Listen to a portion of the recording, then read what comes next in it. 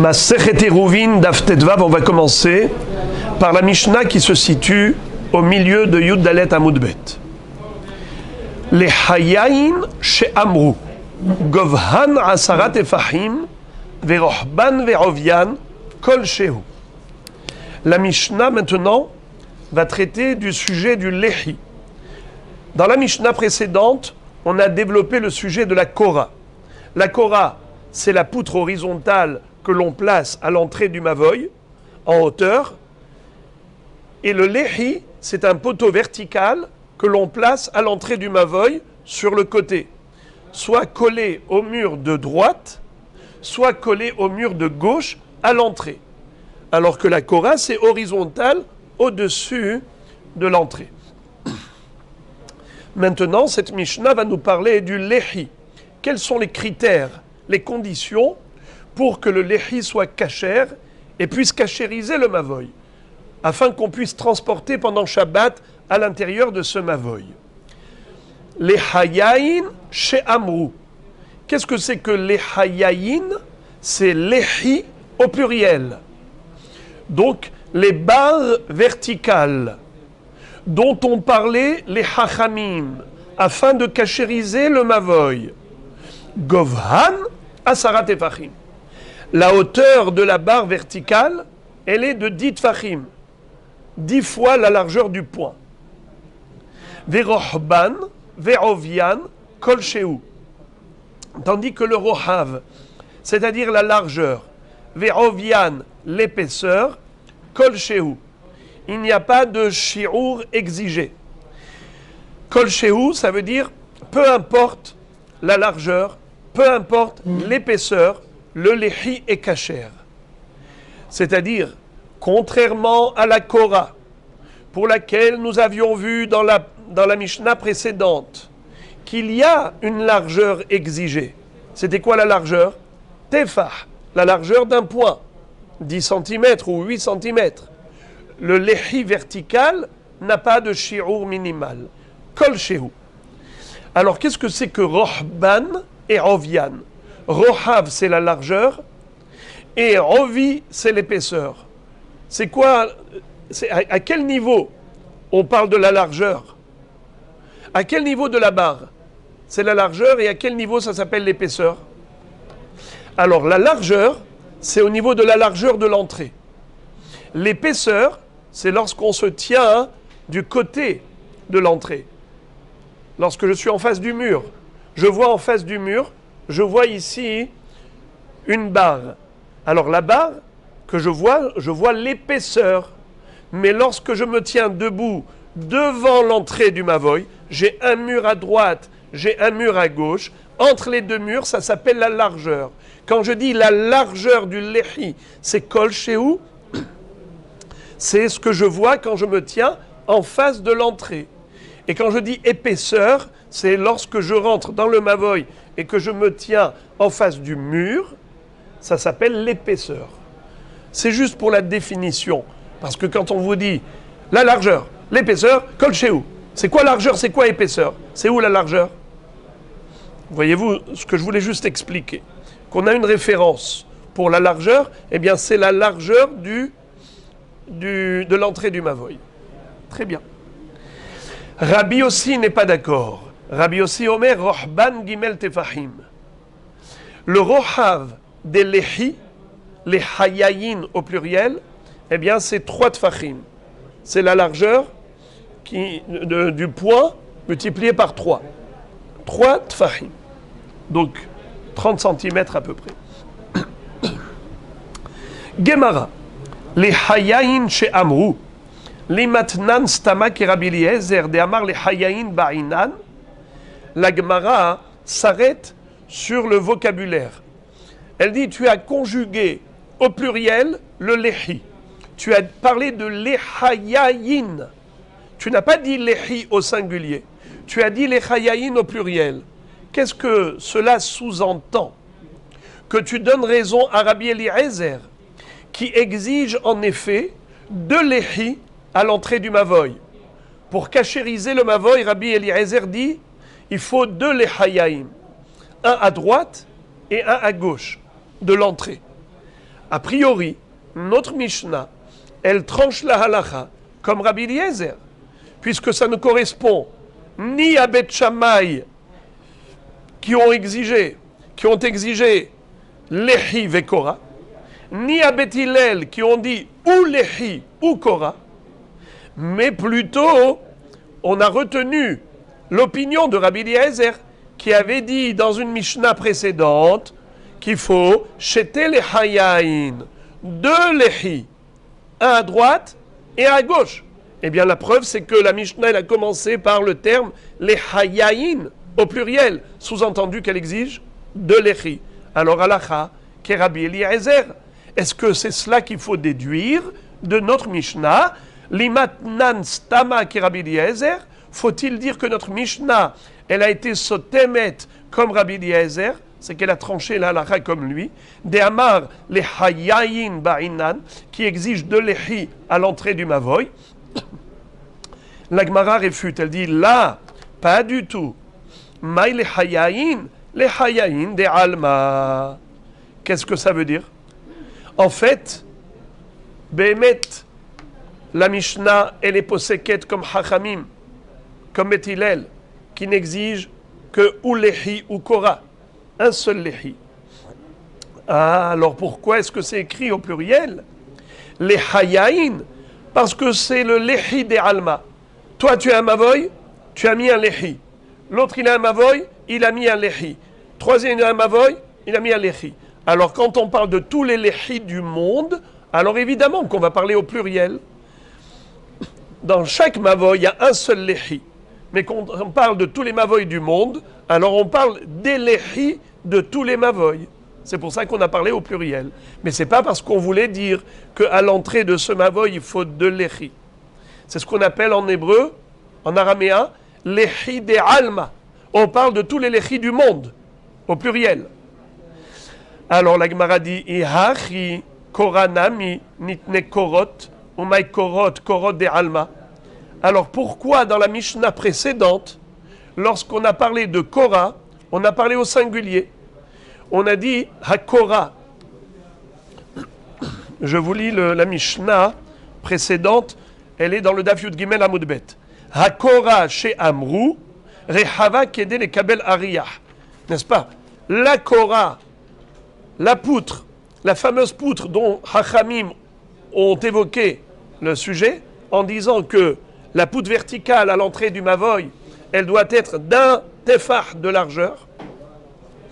Et tu vois qu'on a parlé de Korah au singulier.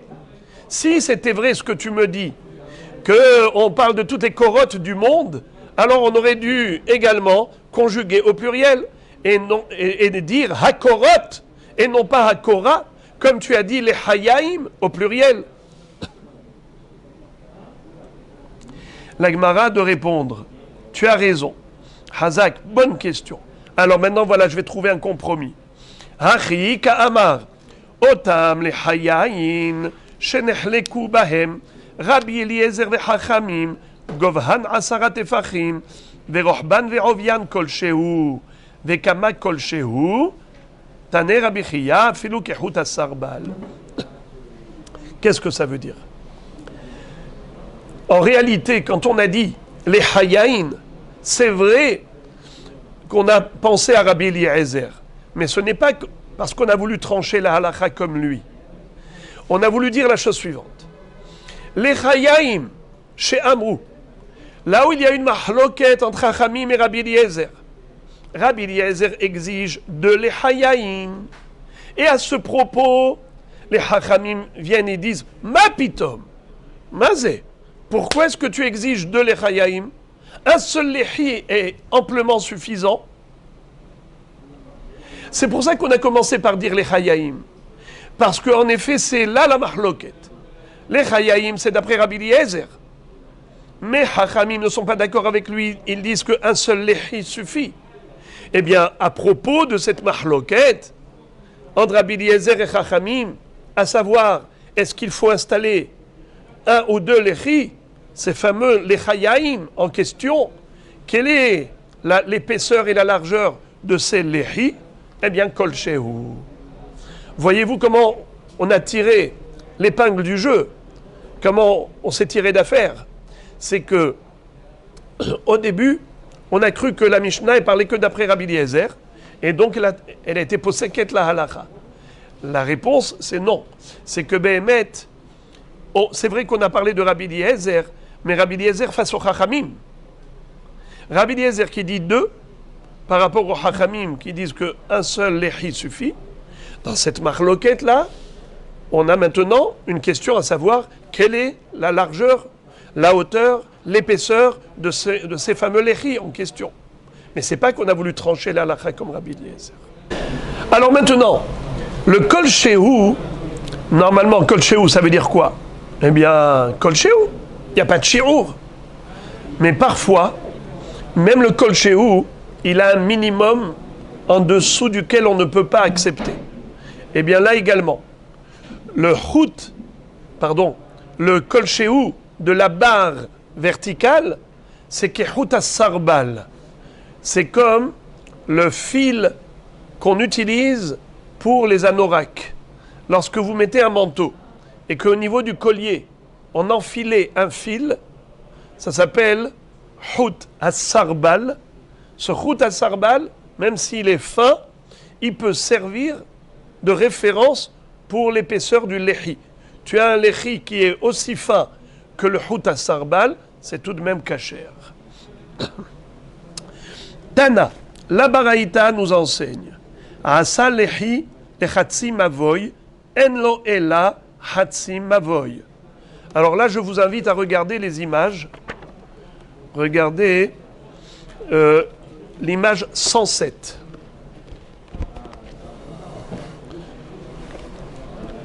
Regardez là, vous avez à l'intérieur de ce mavoy qui est au milieu, dans cette image, un lehi au milieu du mavoy.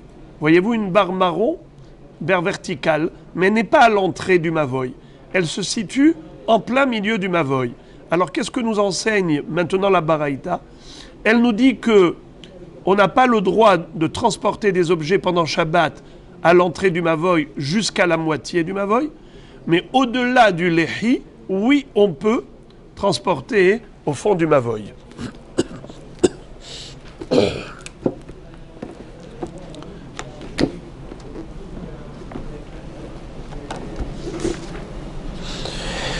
Enlo et la hatsi mavoy. La Gemara demande pshita, mais c'est évident, puisque à l'entrée du mavoy, il n'y a pas de lehi, c'est évident que tu ne peux pas transporter depuis l'entrée du mavoy jusqu'au lehi.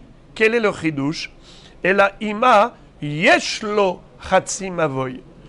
Le chidouche, c'est pas l'interdiction de la première moitié du mavoy, c'est plutôt l'autorisation de la deuxième moitié, au-delà du lehi. La Gemara pose la question, elle dit Hanami pshita. Mais même cela, c'est évident. Car à partir du moment où il y a un lehi, eh bien le lehi cachérise toute la partie qui est à l'intérieur du lehi. Où est le chidouche? Réponse. Mahoud et Tema, tu aurais pu dire Lihush dilma ate lishtamushe bechoule kamash marlan. On aurait pu croire que Hachamim aurait interdit le transport d'objets à l'intérieur même de la deuxième moitié. Même au-delà du lehi, ce serait interdit. Pour quelle raison? Eh bien, par xéra de Hachamim, de peur que si tu lui autorises le transport à l'intérieur du mavoy, dans la deuxième moitié, alors il va se permettre de transporter dans tout le mavoy, même la partie qui n'est pas couverte par le lehi. C'est là le chidouche, que Chachamim n'ont pas fait de xéra l'ixéra. Déjà, ils t'ont interdit, midérabanan, de transporter dans un mavoy si tu n'as pas fait de tikkun avec lehi et kora. Ils vont pas faire maintenant une xéra l'ixéra et dire, même lorsque tu as mis un lehi dans la deuxième moitié du mavoy, tu n'as pas le droit de transporter, de peur que tu transportes dans tout le mavoy. Si on te permet dans la partie interne, tu risques de te permettre la partie externe. Hachamim ne vont pas faire une xéra, d'interdire la partie interne à cause de la partie externe. On ne fait pas de xéra, l'ixéra. Amarava. Et maintenant, on va aborder une sugia qui est très longue, qui est merveilleuse, passionnante. C'est une grande mahloket entre Abaye et Rava. La mahloket, c'est à propos de lehi ha'omed me'elav. Un lehi, une barre verticale, qui existe de par elle-même, de manière naturelle. C'est pas que l'homme l'a plantée ici dans l'intention de cachériser le mavoy. Par hasard, il s'est avéré qu'on avait ici un lehi. Mais ce lehi se trouve ici par hasard. Ça n'a pas été installé intentionnellement, de manière préméditée. Ça s'appelle lehi ha'omed me'elav. Un lehi qui tient de par lui-même. Je voudrais vous dire en préambule, avant d'arriver à la fin de la sugia, que ça fait partie des 6 exceptions.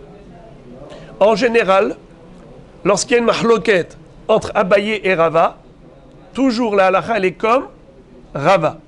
Sauf 6 exceptions. 6 sujets où il y a un débat entre Abaye et Rava, et pourtant la halakha elle est comme Abaye. Les initiales mnémotechniques pour se rappeler de ces 6 sujets, c'est Yael Kagam, Yud, Ain, Lamed, Kouf, Gimel, Mem. Chaque lettre fait allusion à un mot qui est le sujet principal du débat entre Abaye et Rava. Alors, Yael, Lamed, Yud, Ain, Lamed. C'est quoi Lamed? Lehi, Ha'omed, Me'elav. Un lehi qui existe de par lui-même, naturellement, à l'entrée du mavoy. Est-ce qu'il cachérise le mavoy ou il ne cachérise pas le mavoy? Rava et Mahmir, il va dire non. Abaye et Mekil, il va dire oui. Et là, la halakha est comme qui? Comme Abaye. Bien qu'en général, la halakha est toujours comme Rava. Ça fait partie des 6 exceptions. Amarava, Asalehi la mavoy, Vigbio mina karka shelosha, Oshif ligo mina kotel shelosha, Lo asa velo klum. Rava nous enseigne une halakha qui concerne le lehi. Regardez, ce lehi, quel est son problème? Voyez-vous? Le lehi qui est ici, il est suspendu en l'air. C'est le numéro 108. L'image 108, voyez-vous, le lehi qui est à l'entrée du mavoy est suspendu en l'air. Alors, quel est le din? Rava nous dit, ça dépend. S'il y a moins de 3 tfahim entre le lehi et le sol, alors on applique la règle de l'avoud. Et donc c'est comme si le lehi était posé sur le sol. Le mavoy est kasher. Mais si l'écart entre le sol et le lehi est de 3 tfachim ou plus, alors dans ce cas-là, le mavoy n'est pas kasher. Également, un lehi qui est éloigné du mur latéral. Regardez 109. Le premier, l'image en haut. Le lehi, il est à l'entrée du mavoy, oui, mais il n'est pas collé au mur. Il est loin du mur. Là encore, ça dépend. Si l'éloignement est de 3 tfachim ou plus, on ne peut pas appliquer l'avoud, pas kasher. Mais s'il y a moins de 3 tfachim entre le lehi et le mur latéral, aucun problème. On applique la règle de l'avoud et c'est kasher. Très bien.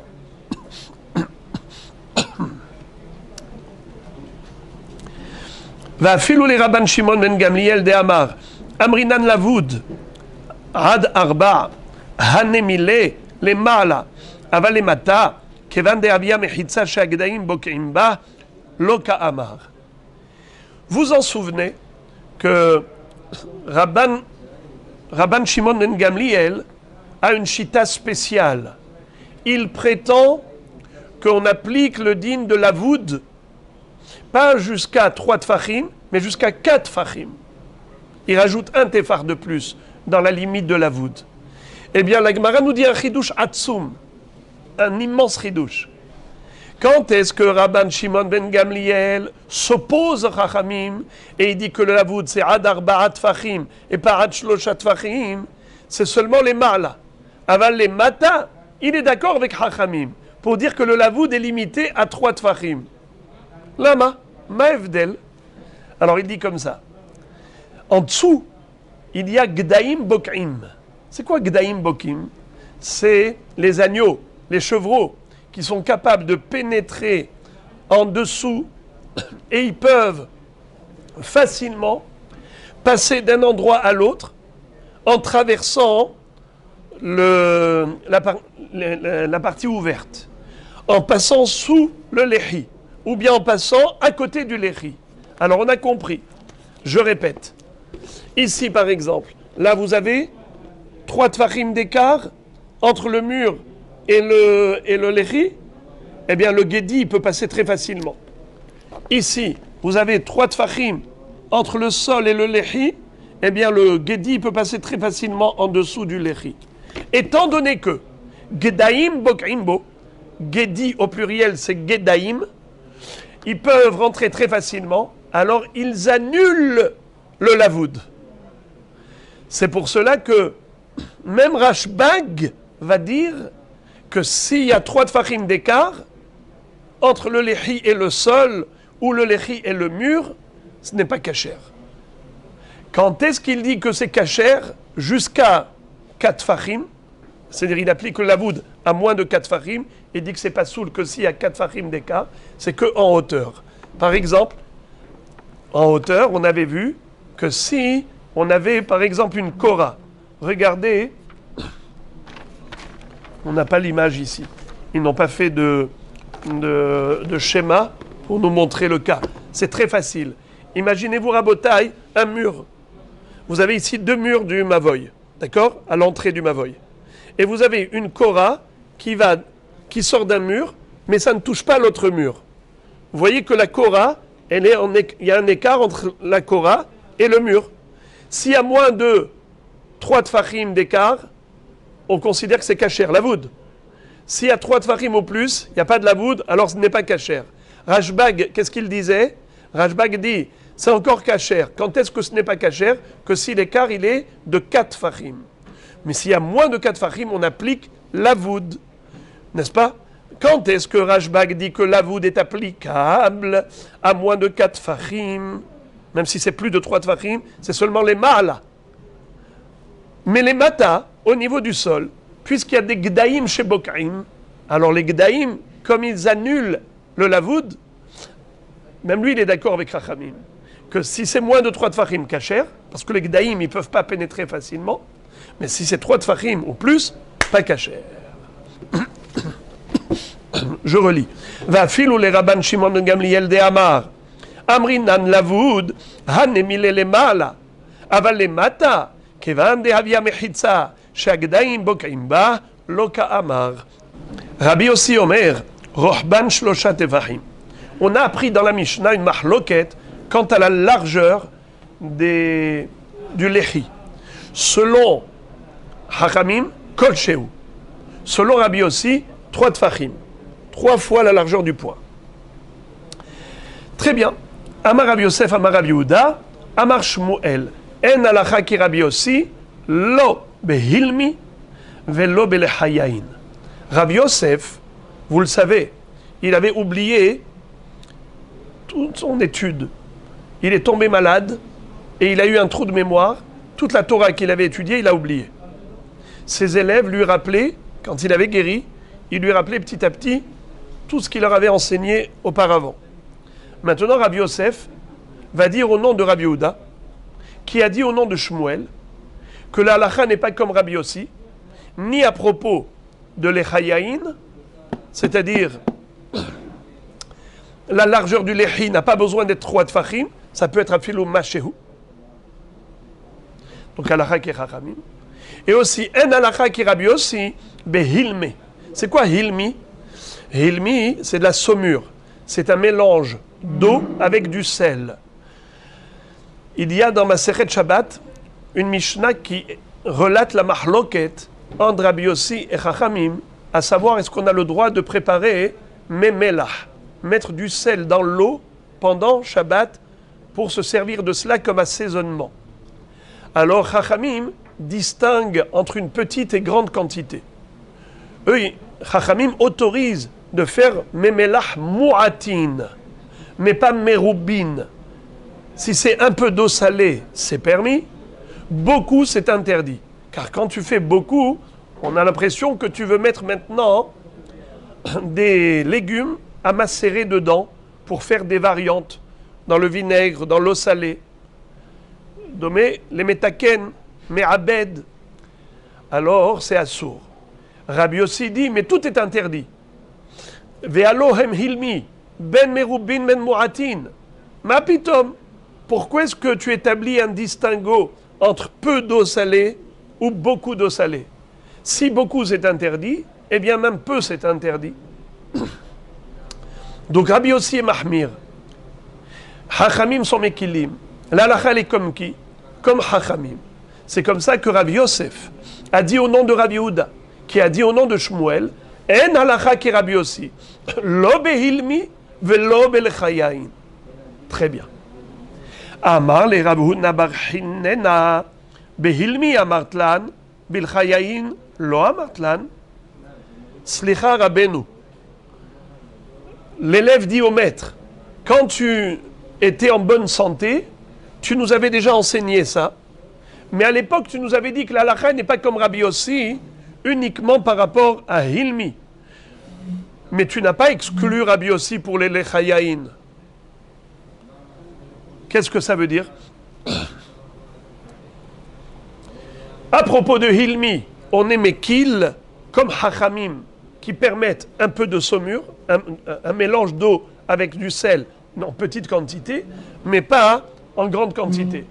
Mais on n'est pas possèque les ahmir comme Rabbi Yossi, qui interdit catégoriquement tout mélange d'eau avec le sel. Memela. Ok. Et à cette époque, tu nous avais dit que ça. Tu nous as pas dit que en halakha ki Rabbi Yossi. Sous-entendu que halakha ki Rabbi Yossi, qui exige 3 tfahim dans la largeur du lechi.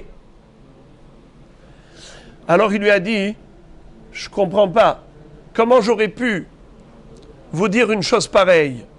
Maishna behilmi, de pelige rabanan ale, le chayain nami, palige rabanan ale.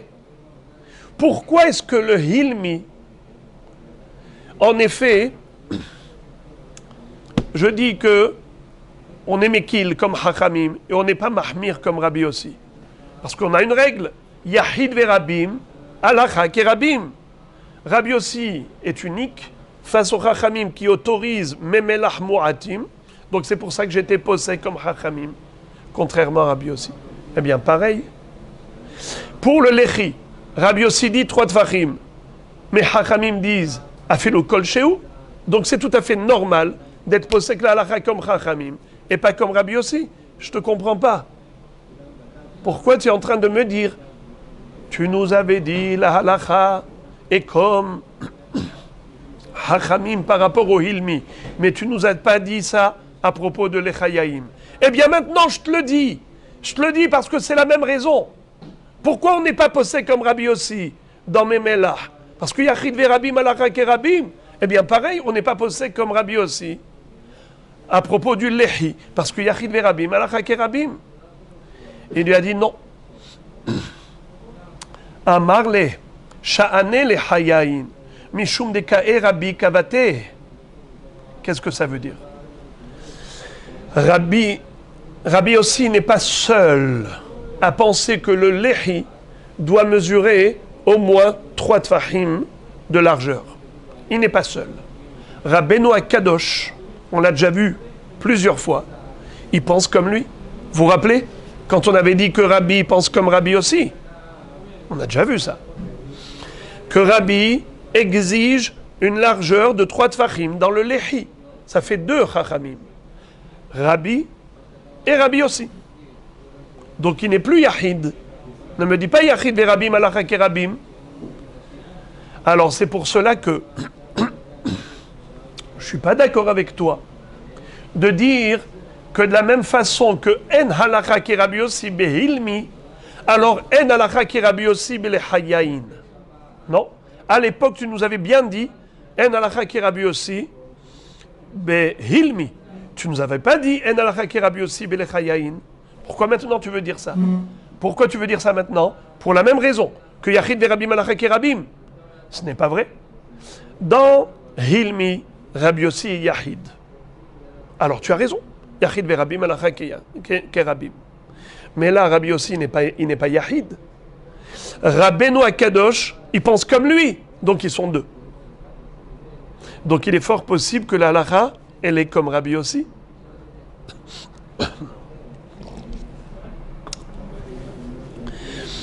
Rav Rahumi Matnehachi.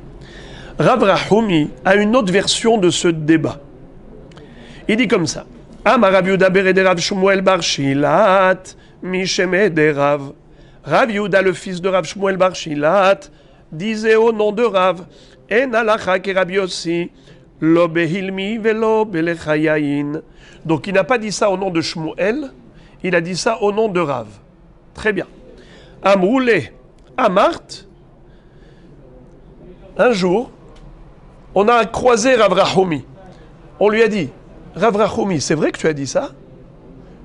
Au nom de Rav, que la halacha, elle n'est pas comme Rabbi Yossi, ni dans Hilmi, ni à propos de l'Echayaim.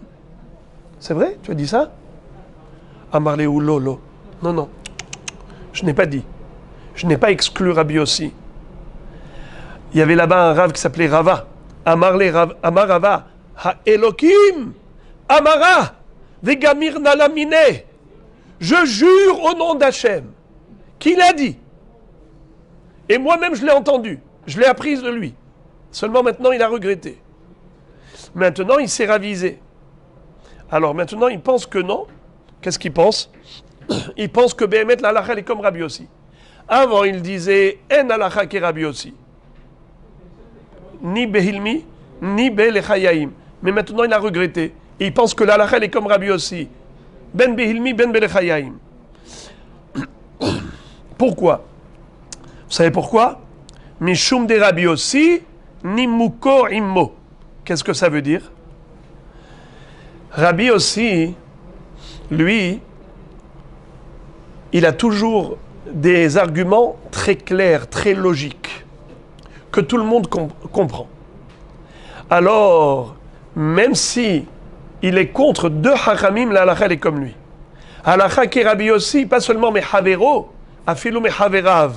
Avant, on croyait que la halakha est toujours comme Rabbi Yossi, c'est seulement un contre un.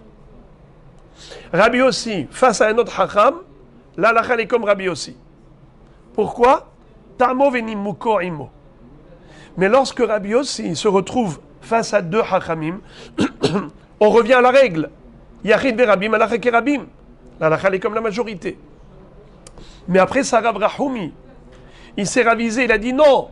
La halakha est comme Rabbi Yossi, pas seulement lorsqu'il contredit un hacham, même lorsqu'il contredit deux hachamim, ou plusieurs, la halakha est comme lui. Pourquoi? Parce que Nimuko Imo, il a toujours des logiques qui sont très claires, limpides comme l'eau de roche. Puisqu'il t'explique la raison de sa halakha, eh bien, la halakha est comme lui. Amar le Rav Barav Hanan le Abaye, Hilcheta Mai. Concrètement, qu'est-ce qu'on fait? Est-ce qu'on met un lehi à l'entrée du mavoy qui est shloshat fachim comme Rabbi Yossi et pas moi? Ou bien est-ce qu'on peut se permettre de mettre un lehi fin comme le pense Hachamim que afilou kol shehu kasher? Amar le Puk Hazé Mai Amad Dabar. Il lui a dit, va voir comment se comporte le public, le peuple.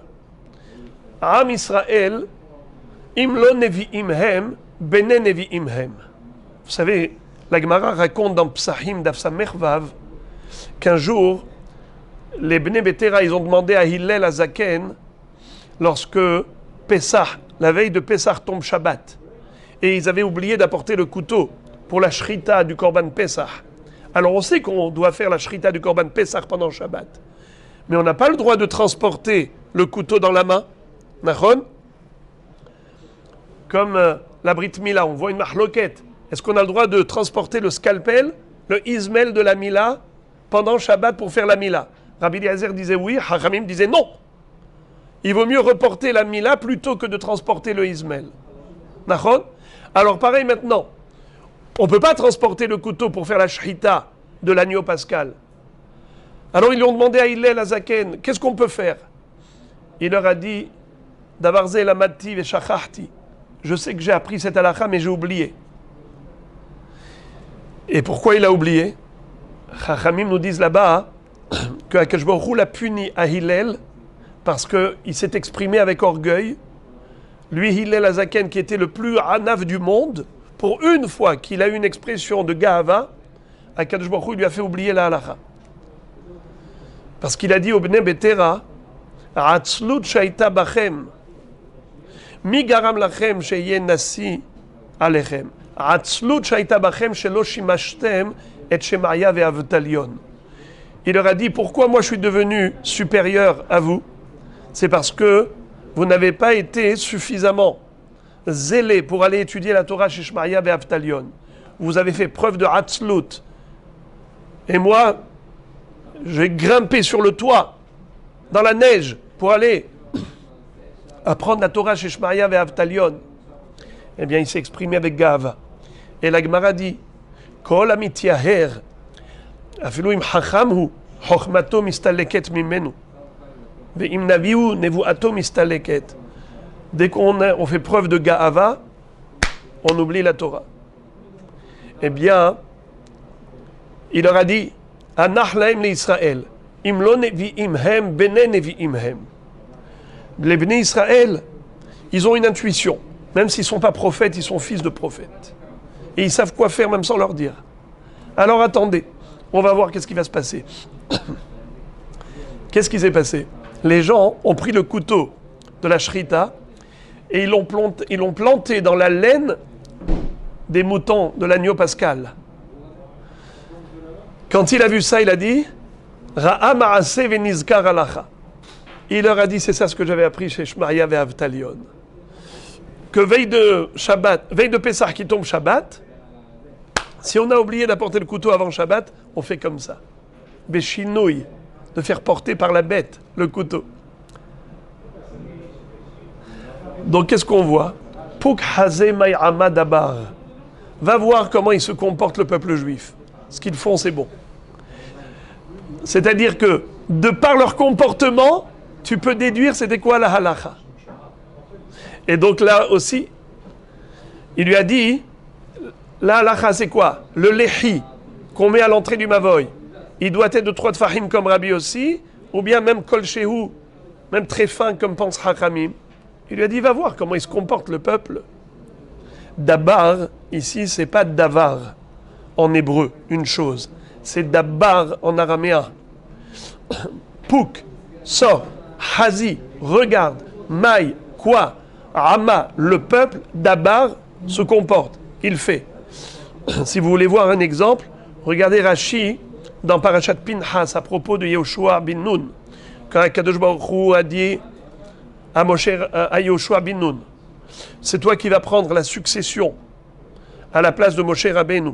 Tu vas diriger Israël. Et ne fais pas comme t'a dit Moshe. Moshe t'a dit de t'entourer des 70 Ekenim. Vous allez être 71 à diriger le peuple. Pas du tout. Kach makel vehachal kodkodam. Prends le bâton de la direction dans ta main. Il n'y a que toi. C'est toi le dirigeant. Il n'y a qu'un seul dirigeant. Il y a une seule tête au corps. Il y a un seul dirigeant au peuple. Dabar ehad lador veloshne dabbarim. Dabar, c'est-à-dire le manhig. Alors là, ici, May'ama dabar, ça veut dire ermit naheg a'am. Et donc, c'est ça la halakha. Et la Gemara dit que ce conseil qu'il lui a donné de voir comment le peuple se comporte, en fait, il a appliqué à un autre débat, à un autre sujet. Pas au sujet de Lehi, mais au sujet de Boré Nefashot et de Sheakol Niya Bidvaro. Ika dematnela aha. L'histoire de May'ama Dabar, c'est par rapport à la halakha suivante. Hashote Maïm Nitzma'o. Quelqu'un qui boit de l'eau lorsqu'il a soif. Omer Sheakol Niya Bidvaro. Il doit faire la bracha de Sheakol Niya Bidvaro avant de boire. Rabbi Tarfon Omer, Boré Nefashot Rabbot Vechesronan al Kolma Shebarata. Rabbi Tarfon dit que avant de boire, il faut faire la bracha de Boré Nefashot. C'est comme ça que Rashi explique, et Rashi réfute ce qui voulait dire que Rabbi Tarfon parlait de la bracha harona. Il dit non, Rabbi Tarfon, il parle de bracha rishona. Alors, nous voyons ici une marloquette. Tanakama dit que quel bracha on fait lorsqu'on boit de l'eau chez Akol Niya Bidvaro. Rabbi Tarfon, qu'est-ce qu'il dit? Boré nefashot rabot vechesronan. Et pourquoi c'est écrit Achote Maim Litzmao? Celui qui boit de l'eau lorsqu'il a soif. Parce que si on n'a pas soif, on ne fait pas de bracha sur l'eau. Par exemple, quelqu'un qui a avalé de travers et il a besoin de boire juste pour pouvoir bien avaler. Alors il ne fait pas de bracha là-dessus. Parce qu'il n'y a pas de plaisir dans cette boisson. Non, s'il boit du coca, par exemple, il boit une boisson sucrée. Alors il doit faire la bracha. Parce que quand tu bois une boisson quelconque, tu as du plaisir, que tu aies soif ou pas, tu as du plaisir. Tu as du plaisir, tu dois faire la bracha. Mais lorsque tu bois de l'eau, on a du plaisir que si on est assoiffé. Si tu bois juste parce que le médecin t'a dit il faut boire 3 litres d'eau par jour, et tu bois, tu n'as pas du tout soif, eh bien tu ne fais pas de bracha. Achote maim litzmao. Mevarech shakol niya bidvaro. Entre parenthèses, on donne un machal pour la Torah. La Torah est comparée à l'eau. Quand est-ce que tu as du plaisir en étudiant la Torah que si tu as soif? Mais quelqu'un qui n'a pas soif de Torah, il dit mais attends, ça ne m'intéresse pas, ça ne me passionne pas. Tous ces sujets que j'étudie là maintenant, ça ne me parle pas. Eh bien, malheureusement, il y a des gens qui ont perdu, avec le corona, le goût. Il y en a qui ont perdu la soif. Il y en a qui ont perdu l'odorat. Eh bien, c'est quelqu'un de malade. Mais quelqu'un qui a une neshama en bonne santé, il est assoiffé de Torah, et plus il boit, plus il est assoiffé. Comme quelqu'un qui boit de l'eau salée.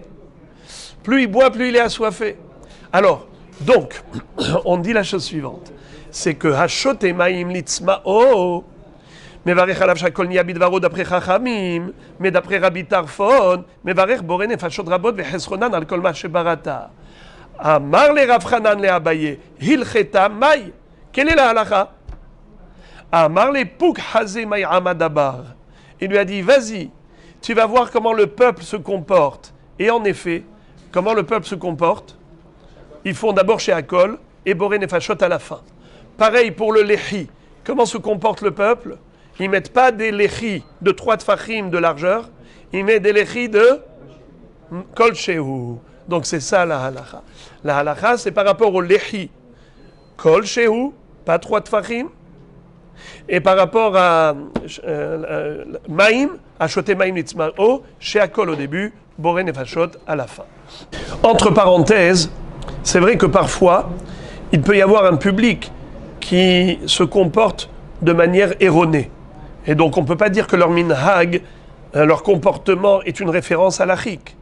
On dit cela que par rapport à tout le peuple. Maïama dabar, on parle du peuple, Am Israël. Si dans son ensemble il a un comportement, c'est sûr qu'il le tient d'une source qui est absolument sûre et certaine, et donc on peut se baser là-dessus comme référence à l'achik. Et maintenant, la Gemara va aborder un sujet très passionnant, très long, qui est une marloquette entre Abaye et Rava à propos de Lechi Haomed Me'elav. Un Lechi, une barre verticale qui se trouve ici à l'entrée du Mavoy, mais d'elle-même, naturellement. Par exemple, un arbre qui a poussé ici. Il a poussé tout seul, donc par hasard, il a poussé à l'entrée du Mavoy. Et la question sera de savoir, est-ce qu'un Lechi Haomed Me'elav est kasher? Il peut kashériser le Mavoy pour transporter dedans Shabbat ou pas? Rava va être mahmir, il va interdire, et Abaye va être mekil, il va autoriser. Généralement, quand il y a une mahloquette entre Abaye et Rava, la halakha elle est kerava, à l'exception de 6 sujets, dont les initiales c'est Ya'al Kagam. Et le lamed de Ya'el, c'est lehi haomed me'elav. Et en effet, par rapport à ce lehi haomed me'elav, la halakha, elle est comme Abaye qui est mekil, et donc même si l'arbre a poussé tout seul à l'entrée du mavoy, ce mavoy est kasher. J'ai anticipé, juste pour qu'on sache qu'on va avoir ici un long débat, mais pour ne pas perdre de vue la halakha, alors je vous le dis d'emblée, que la halakha, elle est comme Abaye, qui est matir, un lehi haomed me'elav. Commençons l'étude. Première ligne de Daf Tet Vav. Itmar, il a été enseigné dans le Beth Midrash. Lehi haomed me'elav, une barre verticale qui tient debout, qui existe ici à l'entrée du Mavoy d'elle-même. Abaye Amar Have Lehi. Abaye dit que c'est considéré comme un Lehi, donc c'est kasher. Rava Amar Lo Have Lehi. Rava dit non. Ce Lehi n'est pas kasher, puisqu'il n'a pas été installé volontairement, intentionnellement. Alors la Gemara maintenant va interpréter cette mahloket. Et elle va dire Hecha de lo samchinan alem etmol, kule alma la peligé de lo Have Lehi. Qui peligé Echad de samchinan alem etmol. Abaye Amar Have Lehi, de samchinan alem etmol. Rava Amar Lo Have Lehi, kevan de me'ikara, lav adate de hachi avide, Lo Have Lehi. Quel est le commentaire que donne la Gemara comme introduction à leur mahloket?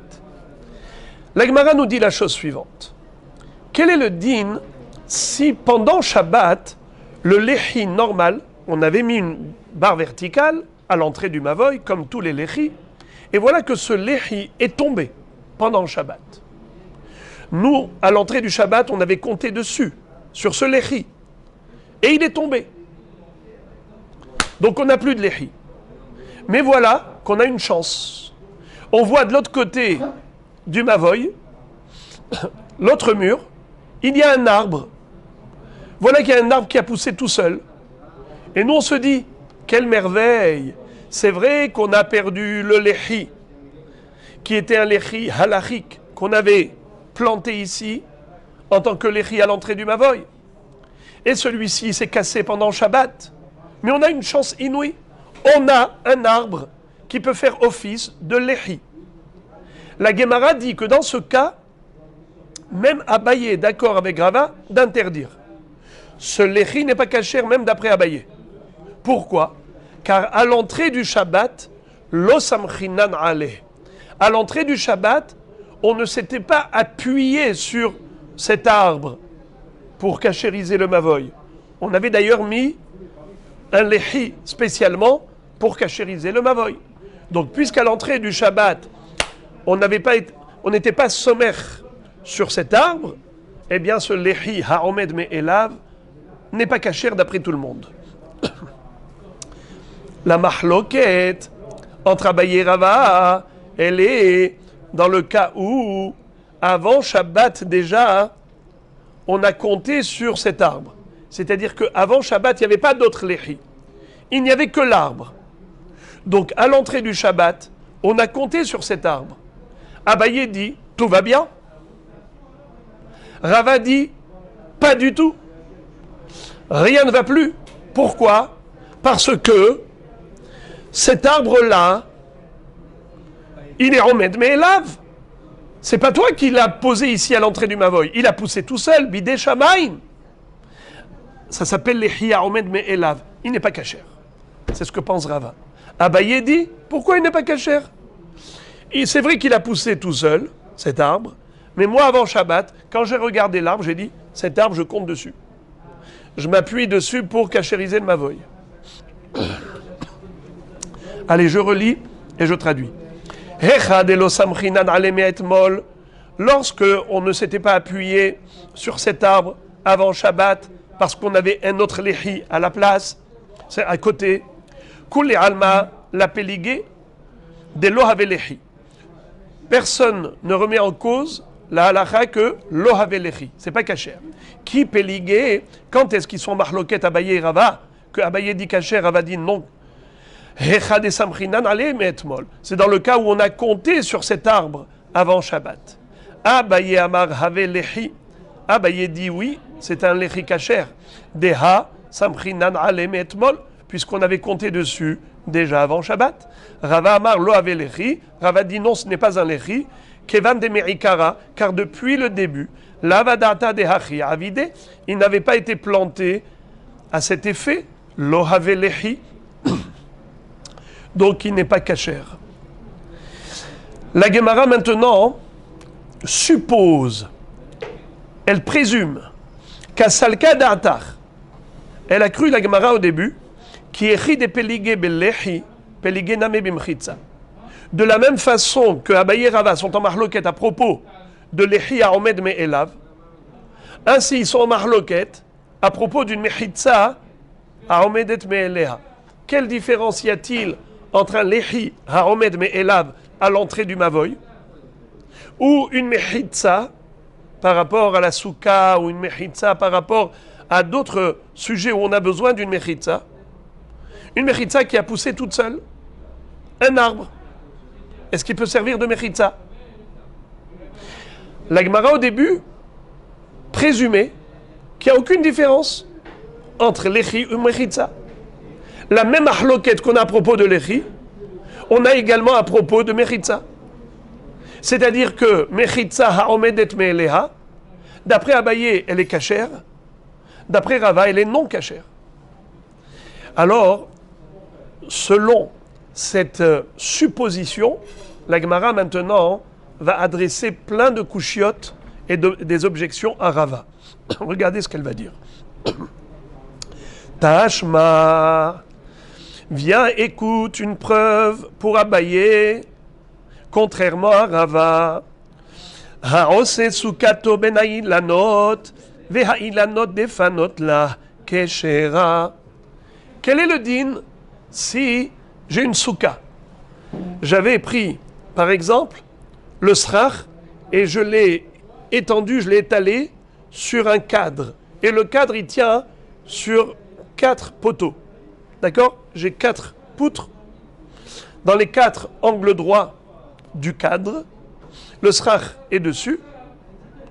Je n'ai pas de mechitzot du tout. Quel est le din? Pas kasher. Une souka qui n'a pas de tfanot, pas kasher. Mais maintenant, j'ai fait la même chose. Où? Entre les arbres. Et donc, j'ai des défanot comment? Les arbres. J'ai des arbres tout autour. Eh bien, c'est kasher. Comment ça se fait que c'est kasher? Rava, tu as dit que mechitza haomedet me'eleha, pas kasher, ces arbres.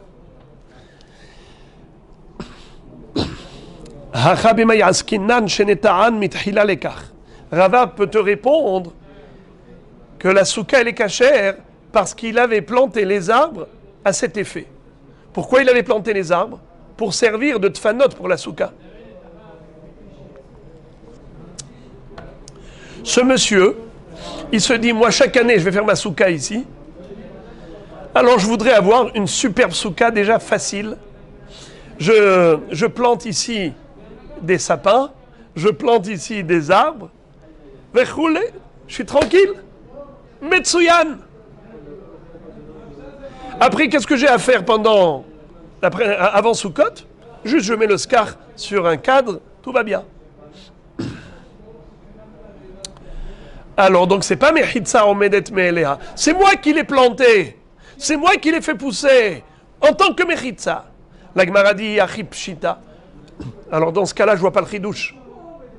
Pourquoi la Mishnah vient nous dire que Haose Sukato Ben Ailanot va Ailanot Defanot la Kshera? Il n'y a plus aucun chidouche. Réponse. Maoud etema ligzor din ma'atelishta mushe be'ilan kamash ma'alan. Tu aurais pu croire que c'est pas kasher de peur qu'ils se servent du ilan pendant Yom Tov. Nous avons une halakha qui dit Asur lishtamesh ba'ilan be Shabbat ou be Yom Tov. Tu aurais pu croire que la souka est pas kasher par les chachamim. Bien que Minatora c'est kasher, mais midera banan asur de se servir d'une telle souka. De peur que l'homme va s'appuyer sur les arbres, l'homme va accrocher des trucs sur les arbres. Et nous avons une halakha que pendant Shabbat, pendant Yom Tov, on n'a pas le droit de se servir des arbres, de peur qu'il arrache des branches En mishtamshin bailan beshabbat. Alors on aurait pu croire qu'à ce titre-là, la souka n'est pas cachère pendant Yom Tov. C'est ça le chidouche. Qu'on ne craint pas que l'homme aille se servir des arbres. Il a le droit de vivre dans la souka, bien que les arbres lui servent de défanote. Très bien. Tashma. Hayasham ilan ogader ohitzatakanim nidon mishum diomed. La Gemara adresse encore une objection à Rava. Comment Rava tu peux disqualifier mechitza omedet meleha? Pourtant il est écrit qu'on peut se servir de ilan ou de geder ou de hitzatakanim en tant que diomed. Vous savez c'est quoi diomdin? On a déjà vu ça plusieurs fois. Diomdin, deux amudim. Lorsqu'on veut permettre aux pèlerins qui vont pour les 3 fêtes de pèlerinage à Yerushalayim de puiser de l'eau d'un puits qui se trouve dans le Reshut Arabim, et normalement on n'a pas le droit de puiser de l'eau du puits qui est Reshut Hayahid et poser le seau sur le sol qui est Reshut Arabim. Assour, c'est au Tza'ab et Shabbat. Alors qu'est-ce que Hachamim ont dit? Qu'on va mettre 4 diomdines. C'est quoi diomed? C'est des planches qui font angle droit. Une amas d'un côté, une amas de l'autre, avec une hauteur, c'est-à-dire la hauteur de la planche, elle est de 10 tfachim, la longueur, elle est d'une amas, une coudée, donc une coudée d'un côté, une coudée de l'autre, ça nous fait, comme ça, des planches qui font angle droit. Et on les met dans les 4 angles autour du puits. Ça fait qu'au nord, au sud, à l'est et à l'ouest, on a 2 planches et une ouverture entre les planches. On a déjà vu ça. Comment ça s'appelle d'ailleurs? Passé biraot. Ce sont des mechitzot qu'on met autour du BR, autour du bord. C'est passé biraot. Quel est le din si ce n'est pas moi qui les ai installés ici? Ils ont poussé tout seuls. C'est Hamodim. Comment? C'est Diomdin. Par exemple, il y avait des roseaux qui ont poussé un à côté de l'autre. Ces roseaux, c'est pas moi qui les ai plantés pour ça. Ils ont poussé ici. Moi, je me sers de Hitzat Akanim. C'est quoi Hitzat Akanim? C'est Mehitzat Akanim, comme dit Rashi, que ce sont des roseaux qui sont proches. Regardez, Rashi, 4e ligne en haut. Kanim Mehubbarim. Hitzat Shayu Neturim Keseder Mehitza. Ils étaient plantés, ces roseaux, de manière alignée, comme une mechitza. S'il y a moins de 3 tfachim d'écart entre les roseaux, alors on dit la voud. Et c'est considéré comme une mechitza. Pour dire passer biraot. J'ai 2 mechitzot en roseau qui ont poussé tout seuls.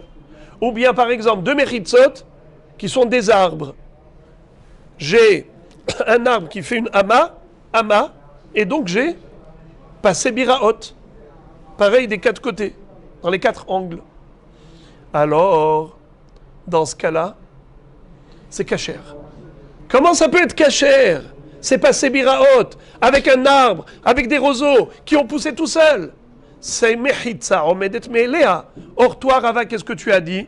Tu as dit qu'une mechitza, omedet me'elea, c'est pas cachère. Réponse. En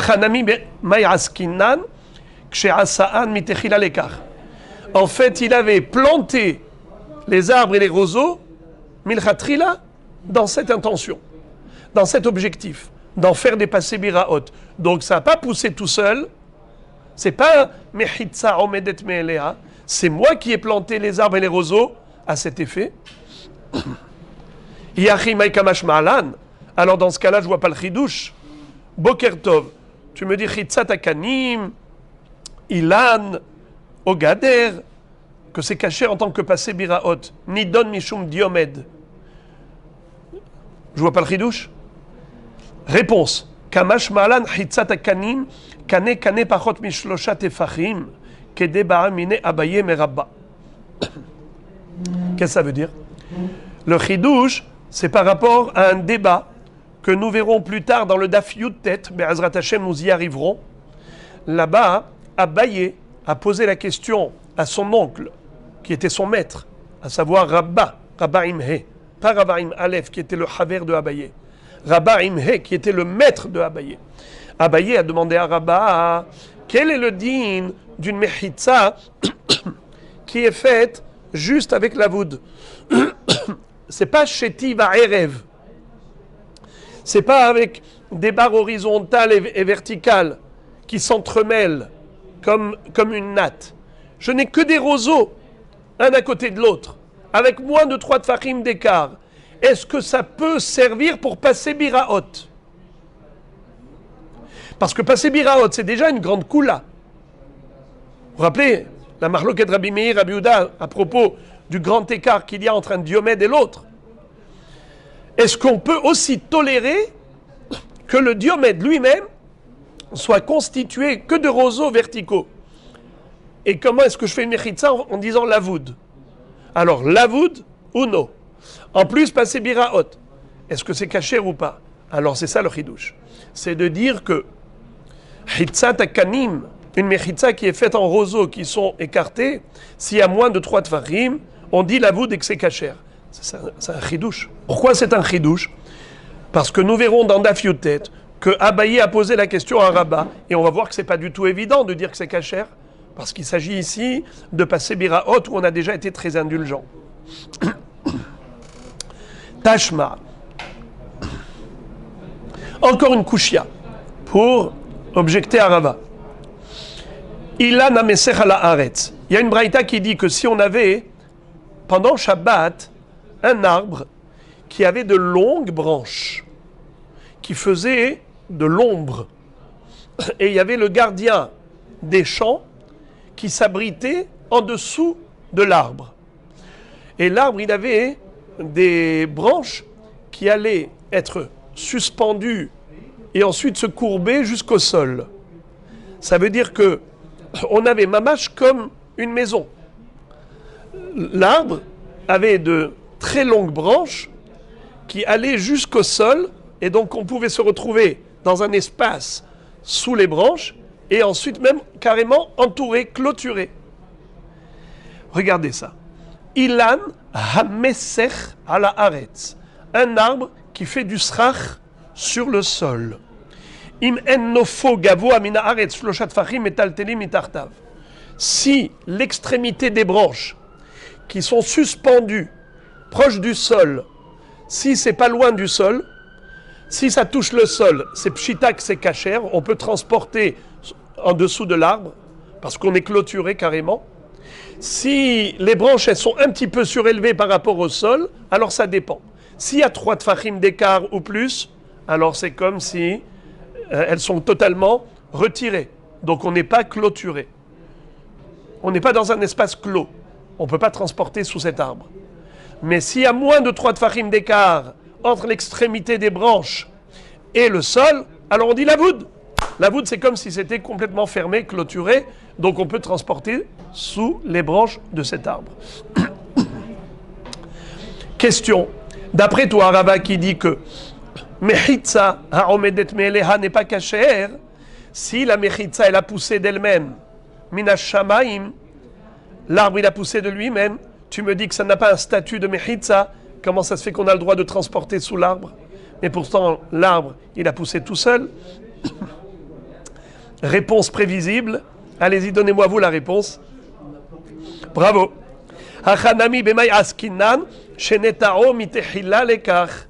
Là aussi, on parle d'un cas où le bonhomme avait planté cet arbre dans cette intention que les branches qui allaient s'étendre et se courber et créer un espace clos allaient lui servir de mechitzot. Et c'est pour ça que c'est permis pendant Shabbat de transporter en dessous. Parce que c'est pas mechitza omelet me'eleha, c'est une mechitza programmée. J'ouvre une parenthèse. Il m'est arrivé une fois d'assister à un mariage à En-Gedi. À En-Gedi, là-bas il y a des arbres très anciens. On parle d'arbres qui ont des siècles. Et ils ont des branches, mais qui s'étendent. C'est inimaginable. C'est juste incroyable. Allez-y voir. Vous n'allez pas me croire. C'est plus grand que cette salle. Ça veut dire que les branches de l'arbre s'étendent à une étendue, une surface incroyable. Et donc vous pouvez carrément habiter sous l'arbre. Alors la Gemara dit, Yachil et taltel bekullo. Alors dans ce cas-là, pourquoi est-ce que on ne permet pas d'être métaltel sous l'arbre dans Alama Maravuna Bered Rav Yoshua Metaltelinbo et la Betseataim? Qu'est-ce que ça veut dire? Pourquoi est-ce que Ravuna, le fils de Rav Yoshua, nous a dit attention, quand est-ce que tu as le droit de transporter sous l'arbre que si l'espace sous les branches est jusqu'à Betseataim, maximum Betseataim. Vous savez c'est quoi Betseataim? C'est la surface du Mishkan. Le Chatzer à Mishkan, il mesurait 100 coudées de long et 50 coudées de large. 25 mètres sur 50 mètres. Si on dit qu'une coudée, c'est 50 cm. Donc à peu près un terrain de tennis. Ça, c'est la surface de Bet Seataim. Bet Seataim, ça veut dire Bet Shneseim. Une CA, c'est un volume de graines de blé. Combien de graines de blé tu peux semer dans une surface pareille? 2 Seim. Seataim. Alors, Bet Seataim, ça veut dire le champ qui a une surface qui peut suffire pour planter 2 Seim de graines de blé. Et Chachamim nous disent que c'est quoi les mensurations? C'est 100 coudées sur 50 coudées, qui correspond au Chatzer à Mishkan. Alors on nous dit comme ça. Quand est-ce que tu as le droit de transporter sous l'arbre? C'est uniquement si l'arbre, il ne dépasse pas Bet Seataim. Mais si il est au-delà de Bet Seataim, alors dans ce cas-là, ce n'est pas possible de transporter plus de 4 coudées. Assour, c'est carmélite. Vous savez c'est quoi carmélite? C'est un réchoute qui est assour midera banane. Très bien. Alors la question, c'est que si cet homme-là avait planté cet arbre pour habiter et s'abriter en dessous, alors pourquoi est-ce que tu m'interdis quand c'est plus que Bet Seataim? Alors pour comprendre la question, je vais rajouter une introduction très importante. Min ha-Torah, il n'y a pas de différence entre un espace de plus de Bet Seataim ou de moins de Bet Seataim. S'il est clôturé, il y a 4 mechitzot, tout va bien, c'est un Reshut Yachid. Quand est-ce que les Chachamim nous ont interdit de déplacer un objet dans un endroit qui est clôturé s'il a plus de Bet Seataim? C'est uniquement Imlohu Kaf le dira. Si le Hekef, si la clôture n'était pas installée pour créer un espace d'habitation. On n'avait pas l'intention de construire une maison à l'intérieur. Il n'y avait pas de maison à l'intérieur. Mais si le Hekef, il est l'Echem dira, par exemple, j'avais une petite maison, et ensuite j'ai mis une clôture tout autour du jardin. Le jardin, il est autour de la maison. Même si c'est très très grand, un domaine gigantesque, il n'y a pas de problème. Je peux transporter à l'intérieur sans aucun problème, puisqu'il est clôturé. Et même s'il fait Yoter mi Bet Seataim. Pourquoi? Parce que ça s'appelle Yoter mi Bet Seataim Sheu Kaf le dira.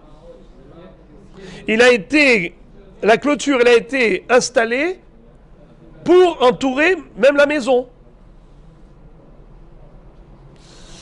Alors maintenant, si c'est fait pour s'abriter en dessous de l'arbre, pourquoi tu me dis que, attention, tu ne peux transporter sous l'arbre que si l'arbre est d'une surface de Bet Seataim, en dessous de l'arbre. Mais si en dessous de l'arbre, il y a plus que Bet Seataim, comme je vous ai dit à En Gedi, là-bas vous avez des espaces sous les arbres qui sont supérieurs à Bet Seataim, eh bien en effet c'est assourd de transporter là-bas. Lama, mais si c'est l'Echem dira, ça veut dire le bonhomme il avait programmé de planter cet arbre pour créer cet espace. Alors pourquoi tu me dis qu'on est limité à Bet Seataim? Ça devrait être nos limites. D'après toi, Rava, qui a dit qu'il a créé pour cela. La réponse est très belle. Mishum David dira shetashmisha le avir, vechol dira shetashmisha le avir, en metaltelin ba ela Bet Seataim. Car il y a des nuances. il y a une subtilité, une grande finesse. Rava te dit que même lorsque c'est Hukaf les dira, il y a dira et dira. Il y a dira qui s'appelle un habitat pour là où on vit normalement. Lorsqu'on est chez soi à la maison, on est dans son logis. Eh bien, on a construit une maison pour avoir son intimité et pour vivre dedans. On est heureux de vivre à la maison. Tandis que le gardien des champs agricoles, pourquoi il est là-bas? C'est pas parce qu'il se complaît à être là-bas, c'est parce que le travail l'oblige à se retrouver dans un espace aéré. Il doit surveiller les champs. Alors qu'est-ce qu'il a fait? Il a planté un arbre pour se protéger du soleil. Parce que si déjà il est censé rester dehors, m'skin, au moins choisir le moindre mal. Comment? On va mettre ici de l'ombre naturelle. Mais ça ne s'appelle pas dira pour dira. C'est juste dira les avir. C'est dira les avir. Et puisque c'est que dira les avir, c'est pas comme dira les shem dira, alors on revient à la règle. Si c'est pas hukaf les dira, alors on est limité à betseataim. On est limité à la surface de 100 coudées sur 50 coudées. Pas plus.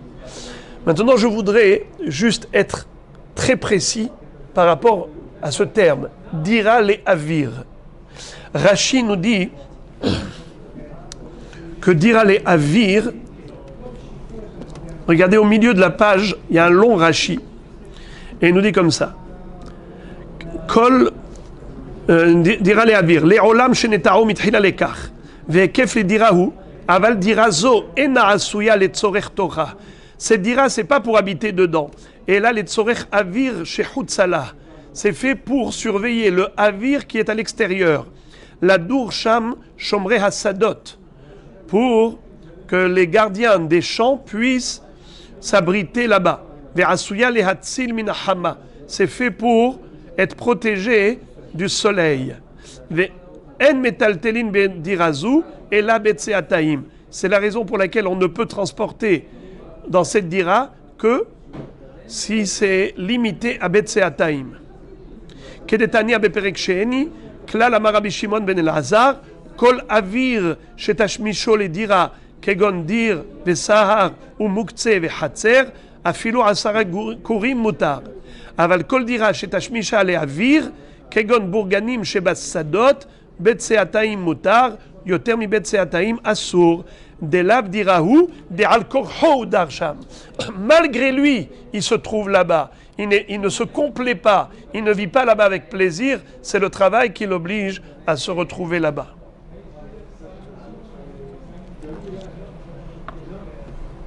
Alors ici, le mot les avir de ce Rashi, je peux dire que le mot les avir, on peut le traduire de deux façons.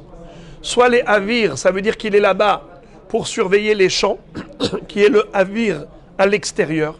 Donc il n'est pas là pour l'intérieur, il est là-bas pour l'extérieur, les avir, les shmor à la sadot, soit le contraire, que c'est pour le protéger en dessous des branches du avir de l'extérieur, c'est-à-dire du soleil qui darde ses rayons.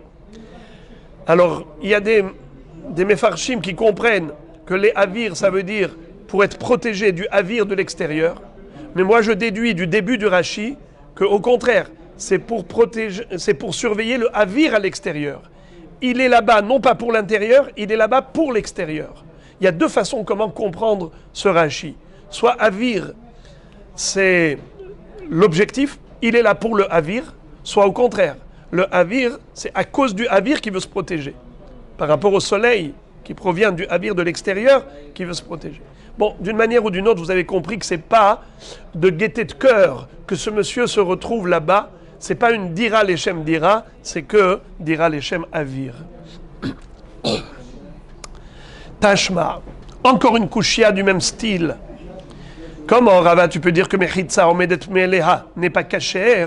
Pourtant, il est écrit Shavat, Betel Sheu Gavoa, Asara, Veu Me'arba Amot Ve'ad Betseataim, Vechen Ben Neka Shu Amok Asara, ve'u me'arba amot ve'ad betseataim, ve'chen kama haketsura ve'shibbolot mekifot ota mehalechet kula ve'chutzala alpaim ama.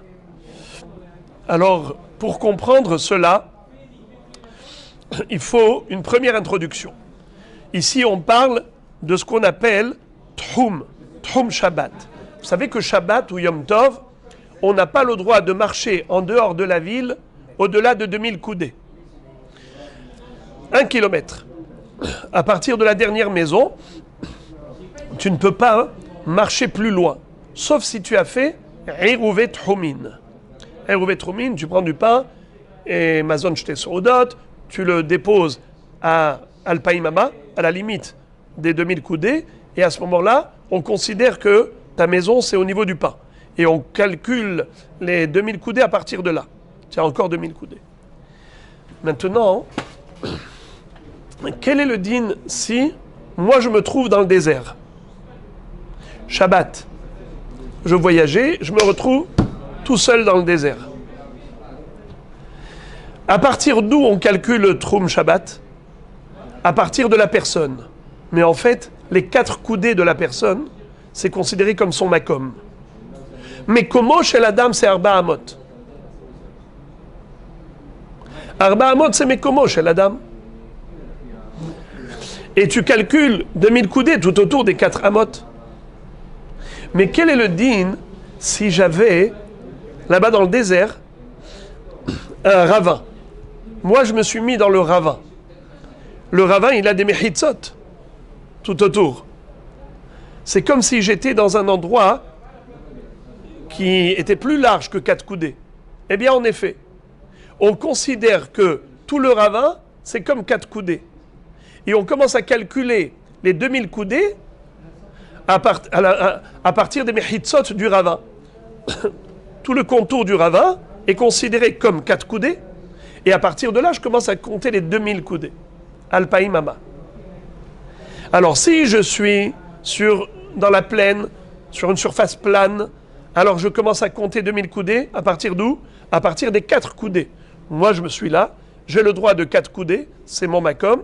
Et au-delà des 4 coudées, je commence à compter 2000 coudées. Ça fait 2000 et 4 coudées. Je peux marcher jusqu'à 2000 et 4 coudées. Mais si je suis dans un ravin, je commence à compter les 2000 coudées à partir de quoi?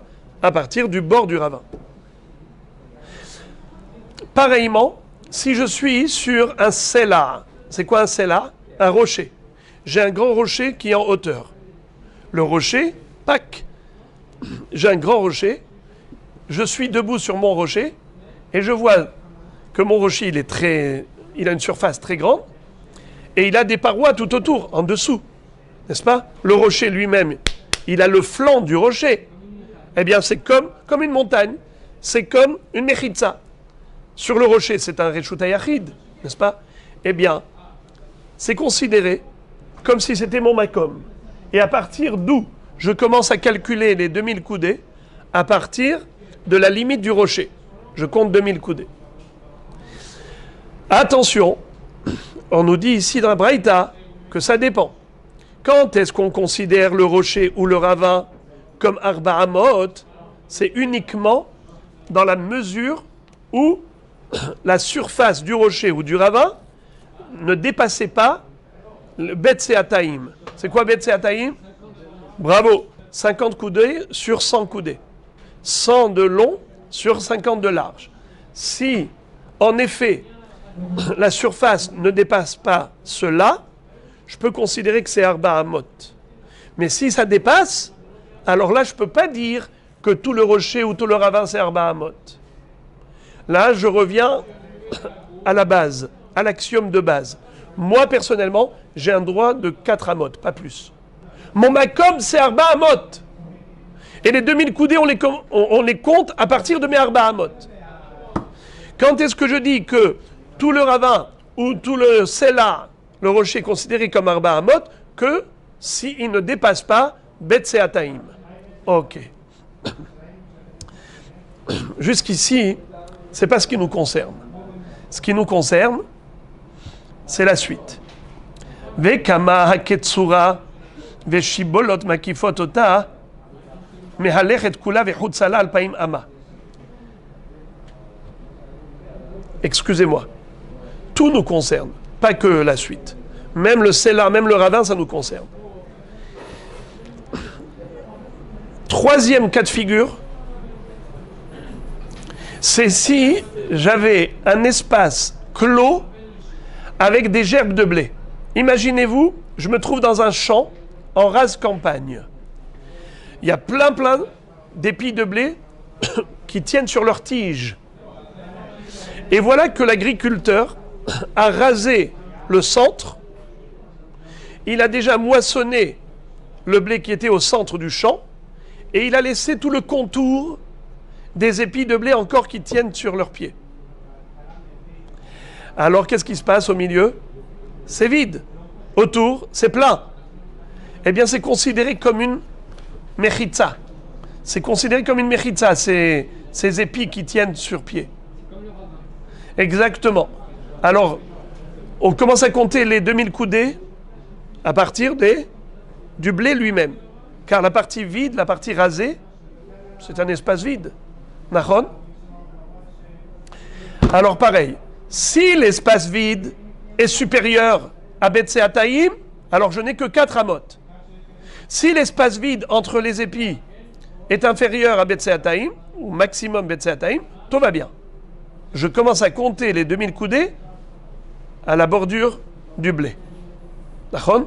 Alors maintenant, regardez bien. Qu'est-ce qu'on voit ici? Des mechitzot qui sont faites minashamaim. Comme par exemple,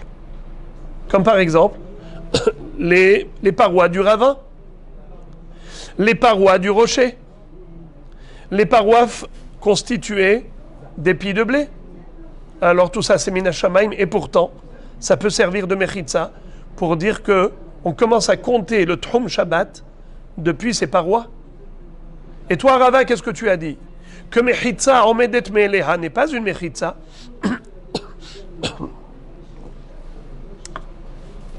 Alors la Gemara dit Bishlama kama lehaye et la telvaneka maïka lememar.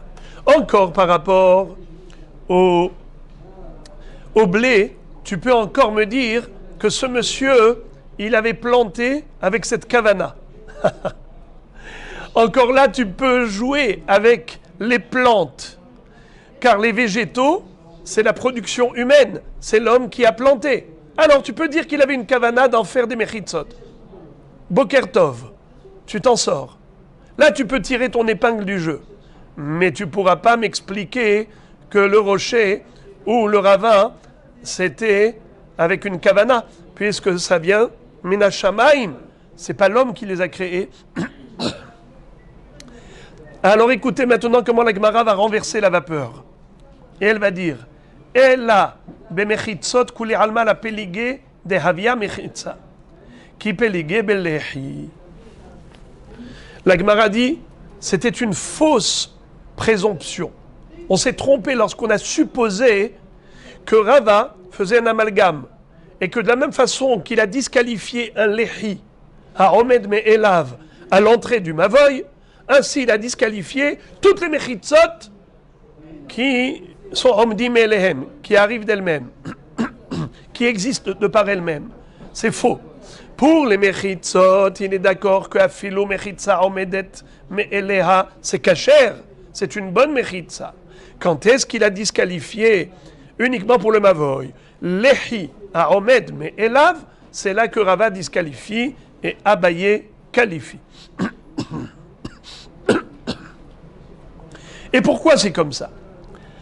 Abaye il est armé d'amar lehi mishu mechitza, ou mechitza asuya me'eleha via mechitza. Verava est armé d'amar lehi mishu meker, i avida biyadaim ave heker, ve'ilo lo have heker. Si ce matin vous n'étiez venu que pour ce chidouche, ça valait la peine. C'est trop beau. Regardez ce miel. La Gemara nous dit comme ça. Tu veux savoir quelle est la raison de Abaye et celle de Rava? Pourquoi chacun pense autrement? Rava dit que Lehi Haomed Me'elav n'est pas kasher. Et Abaye dit que c'est kasher. Parce que justement, Rava pense que Lehi On va commencer par Abaye. Abaye pense que lehi mishum mechitza. Et si c'est mishum mechitza, on a déjà vu que mechitza, ha'omedet me'eleha, c'est kasher, d'après tout le monde. Alors Abaye dit que ça change avec lehi. Mais même un lehi, c'est une mechitza. Si tu es d'accord que lechitza, omedet me'eleha, c'est kasher, alors lehi aussi, ça doit être kasher. Mais Rava, pourquoi il n'est pas d'accord? Parce qu'il dit, lehi, c'est pas mishum mechitza. Lehi, c'est mishum heker. La fonction du lehi, c'est pas mechitza. C'est que ça sert de heker. C'est comme la Korah. C'est un signe distinctif. C'est pour que les gens, en rentrant au Mavoy, disent « Et pourquoi tu as mis ce lehi ?» Ah, tu as mis un lehi ici pour distinguer entre l'intérieur du Mavoy et le Reshut Harabim. Ah, j'ai compris pourquoi tu as mis ce lehi. Étant donné que le lehi, c'est Mishum Heker, c'est en tant que distinction, eh bien, s'il a poussé de lui-même, il n'y a aucune distinction. Quand est-ce que, en effet, les gens vont se poser des questions? C'est si on voit que quelqu'un est venu et a planté ici un lehi sans aucune raison. Alors il se pose des questions. Il dit, mais pourquoi on a mis ça? Ah, c'est pour comprendre qu'à l'intérieur du Mavoy, on peut transporter, pas dans le Reshut Harabim. Mais si c'est un arbre qui a poussé tout seul ici, à l'entrée du Mavoy, eh bien, personne ne va se poser de questions. Il n'y aura pas de Heker. Si c'est Mishum Mechitza, que ça sert de fermeture, tout va bien. Mechitza, omedet me'eleha, avia Mechitza. C'est pour ça que Abaye dit kasher. Mais si tu me dis que lehi c'est Mishum Heker, c'est en tant que signe distinctif, si ça pousse tout seul, il n'y a aucune distinction. Je voudrais juste ouvrir une parenthèse. C'est que le Mavoy, normalement, comme il a 3 côtés fermés, il est ouvert que du 4e côté. Minatora, on pourrait transporter à l'intérieur. Pourquoi Chachamim ont interdit? C'est parce qu'il y a un risque de confusion. Ce risque de confusion, alors, comment je vais le corriger? Avec une Korah. Une Korah qui sert de Heker. Ou une Korah qui, d'après certains, sert de Mechitza. Alors, si je dis que Mishum Heker, ça résout le problème. Si je dis que c'est Mishum Mechitza, ça résout aussi le problème. Pourquoi? Parce que quand je ferme le 4e côté, il y a 4 côtés qui sont fermés. Alors on a 4 côtés fermés, ça y est, laisse tomber. Permis. Je suis dans un endroit, un espace clos, fermé des 4 côtés. Malgré tout, étant donné que j'ai un 4e côté qui est totalement fermé, Mishum Mechitza, c'est ça ce dont on avait besoin. On a clôturé, on a mis un rideau virtuel. Le lehi, pareil. Le lehi, soit Mishum Mechitza, soit Mishum Heker. Abaye dit que c'est Mishum Mechitza, alors c'est pour cela que Mechitza omedet me'eleha, kasher. Rava dit non, le lehi c'est Mishum Heker. Et si lehi Mishum Heker, c'est omed me'elav, il n'y a pas de Heker, donc pas kasher. Alors maintenant la Gemara, une fois qu'elle a compris la base de leur débat, qu'il s'agit du lehi et pas de mechitza classique, maintenant elle va poser des questions par rapport à cette nouvelle compréhension. Tashma, avne gader, ayotzot mina geder, muvdalot zo mizo, pachot mishlosha, en tzarich lehi acher. Shlosha, tzarich lehi acher. Qu'est-ce que ça veut dire?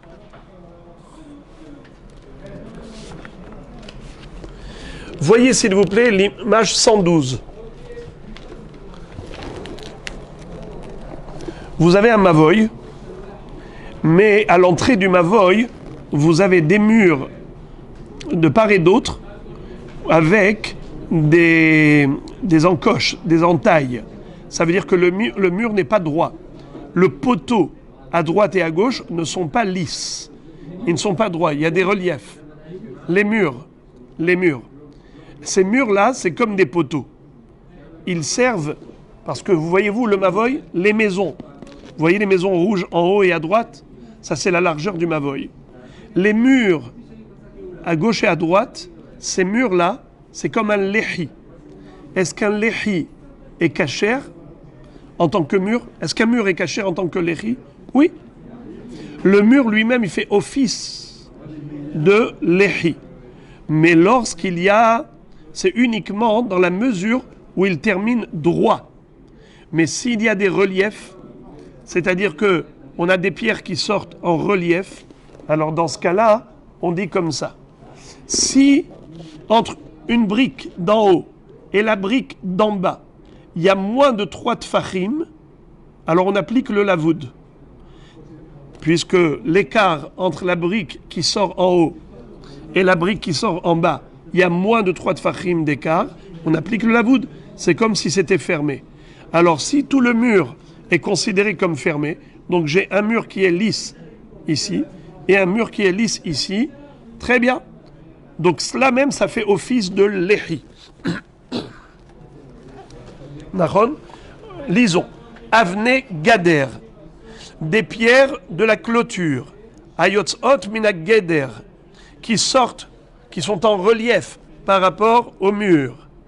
Et ils rentrent, comme on a dit, dans l'entrée du mavoy. On les voit à l'entrée du mavoy. Muvdalot zomizo pachot mishlosha en tsarich lehi aher. S'il y a moins de 3 tfachim d'écart entre la pierre du dessus et la pierre du dessous, pas besoin de rajouter un lehi. Shlosha tsarich lehi aher. Mais si l'écart entre la pierre d'en haut et la pierre d'en bas est de 3 tfachim, alors il faut un autre lehi. Question. D'après Rava qui a dit que lehi haomed me'elav n'est pas kasher, ici c'est un lehi haomed me'elav, pourquoi c'est kasher? Achanami shebenaan mitehila lekach. Là également, il s'agit du cas où il avait construit ce mur avec cette kavana, que ça serve de lehi. Donc c'est pas me'elav. Comme par hasard, on avait ici un mur et ensuite on a décidé de l'exploiter. Non, le mur a été construit avec la kavana de servir de lehi. Et à Pshita, dans ce cas-là, c'est pas shoot que ce mavoy est kasher. Quel est le chidouche? Maoud et tema le misar binyana ou de avida kamash malan. On aurait pu penser que, étant donné qu'il a laissé des reliefs, ça veut dire qu'il veut compléter la construction, il veut attacher des choses, à cette partie qui n'est pas encore complètement construite. Regardez la première des grandes lignes de Rashi en bas. Les misar binyana, sheim irtze la'asot mechitza, mikotel ze lekotel shekenegdo, itkasher ba'avanim allalu, sheken derech habanaim, la'asot ou be'inyan aher, eno yachol edabek binyan hadash be'minyan yashan. Peut-être que cet homme a laissé des pierres en relief pour continuer la construction, car c'est ainsi que font les maçons. Quand ils veulent construire un mur et ils veulent que le mur puisse tenir, alors ils font en sorte que les pierres soient en quinconce. On ne fait pas des murs lisses, il faut justement qu'il y ait des reliefs, comme ça après on peut continuer la construction et les pierres vont s'emboîter les unes les autres pour avoir un mur solide. Alors là j'aurais pu croire qu'il n'avait pas l'intention d'en faire un lehi, c'était fait justement pour continuer la construction. Les misar binyana, alors peut-être que c'est pas kasher en tant que lehi. Le chidouche, c'est que c'est kasher. Encore. Tashma detane Rabbi Chia, kotel shetzido ehad kanus mehavero, ben shenir'e mibachutz veshave mibifnim, ou ben shenir'a mibifnim veshave mibachutz, nidon mishum lehi. Vous vous rappelez ce qu'on avait appris il y a longtemps? Rabbi Chia nous avait enseigné que si on a un mur du Mavoy, dans le prolongement du Mavoy, qui a une entaille, une encoche, un renfoncement, eh bien le mur lui-même du Mavoy peut servir de lehi. Voilà, regardez s'il vous plaît l'image 67. Je reviens en arrière puisque la Gemara nous renvoie à cette braïta qu'on avait déjà étudiée. Regardez ici. Vous avez un Mavoy. À l'entrée, on a ici l'épaisseur du mur du Mavoy. Il y a ici une encoche, une entaille. Là, il y a un renfoncement. Eh bien, ce renfoncement-là nous sert de lehi. C'est... Ouais. Bien qu'il soit visible qu'à l'extérieur, il n'est pas visible à l'intérieur. Car celui qui est à l'intérieur, il ne voit pas du tout ce renfoncement. D'accord ? Ou bien maintenant, le contraire. Regardez l'image d'en dessous. Le contraire. On voit de l'intérieur, mais on ne voit pas de l'extérieur. Celui qui marche dans la rue, il ne voit pas ici le prolongement. Et pourtant, ceux qui sont à l'intérieur du Mavoï, ils voient là, ils voient ici le rajout. Ce rajout, c'est un lehi. Donc nous voyons que Rabbi Chia a considéré lehi, ha'omed, mais élave. Parce qu'ici, le renfoncement du mur ou le relief du mur, c'est quelque chose qui s'est fait naturellement, en quelque sorte. Ça veut dire qu'une fois que ça a été fait, alors on l'a exploité. Donc tu vois qu'on a exploité lehi, ha'omed, mais élave. C'est une question contre Rava. Là également, il va donner la même explication. On parle d'un mur qui a été fait avec un renfoncement ou avec un relief, avec justement cette intention, dans le but de servir de lehi. Dans ce cas-là, quel est le chidouche? Voici le chidouche. Bien que ce lehi n'est pas visible de l'intérieur, ce renfoncement n'est visible que de l'extérieur. Malgré tout, Rabbi Chia dit que ce mavoy est kasher, ce lehi est kasher. Tashma, la Gemara va apporter encore une preuve à Abaye. En racontant une histoire. Des Rav Havayativ Be'aou Mavoa. Rav était assis pendant Shabbat dans un mavoy. Havayativ Ravuna Kame. Son élève Ravuna était assis devant lui. Amarle le Shamae. Rav a dit à son Shamash, Zil Aiteli Kuza de Maya. Va me chercher s'il te plaît une cruche d'eau. Adeata Nafal Lehya.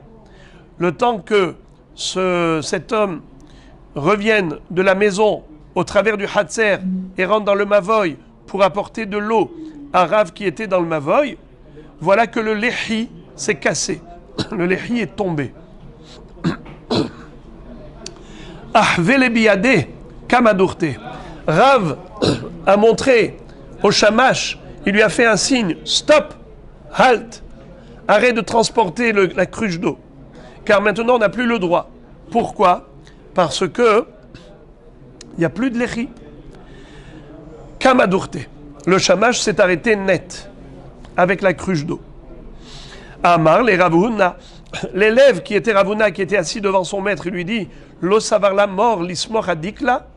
Il lui a dit, mais là-bas, voyez-vous que à côté, de l'autre côté du mur, il y avait là-bas un dekel, c'est-à-dire un palmier qui était devant l'entrée du Mavoy et qui pouvait servir de lehi.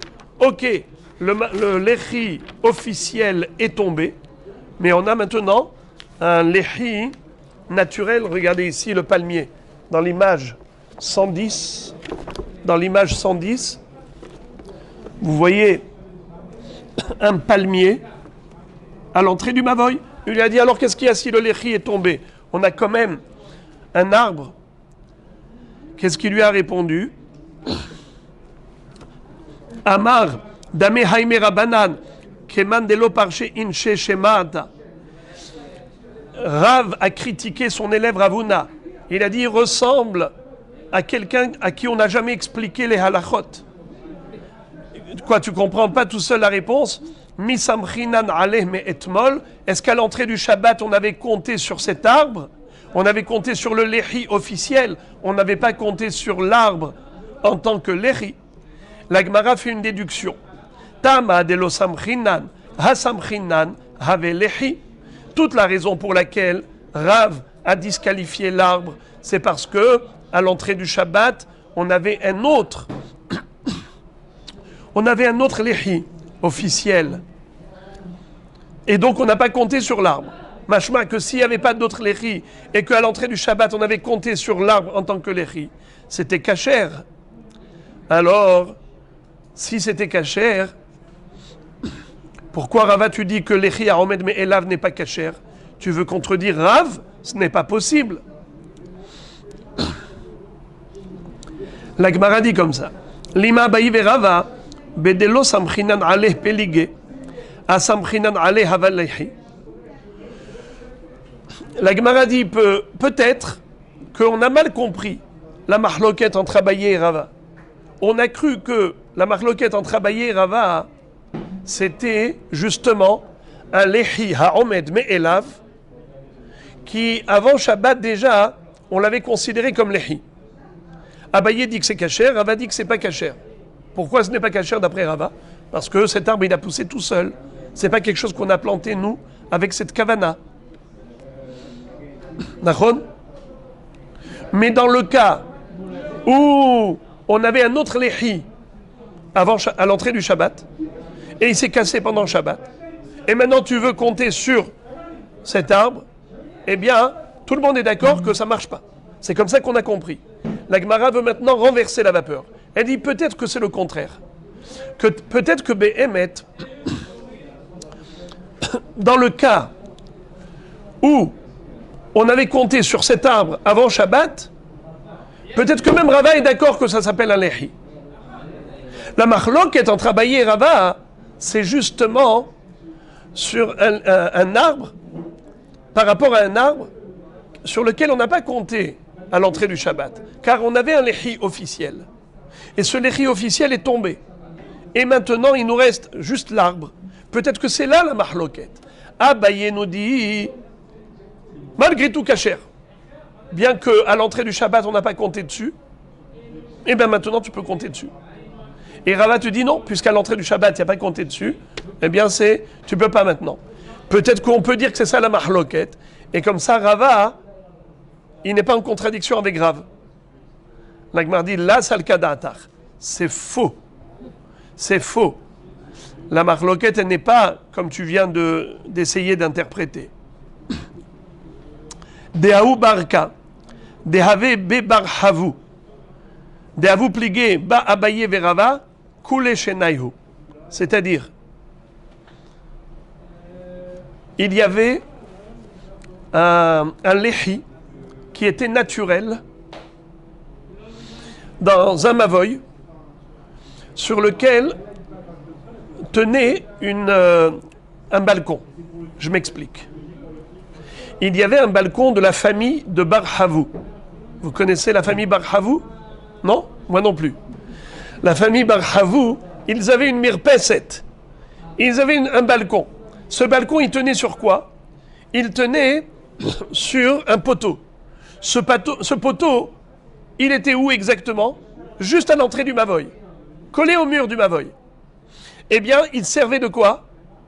Il servait en même temps de lehi, à la fois de support du balcon et à la fois de lehi.